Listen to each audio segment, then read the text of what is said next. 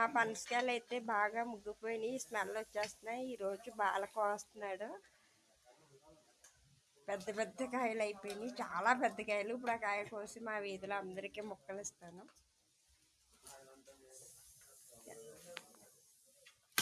ఎంత పెద్ద కాయ ఉందో జాగ్రత్త, బాగా గట్టిగా పట్టుకో, కింద పడితే బదలేసిపోద్ది. ఇదే ఫస్ట్ కాయ.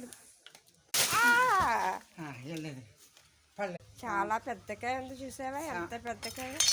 కూర్చున్నారా తీగా ఉంటుంది, బాగా ముగ్గిపోయింది. చాలా పెద్దగా బాగా తీసుకొచ్చి లోపల పెట్టాడు. ఎంత పెద్దగా ఉందో చూసారా.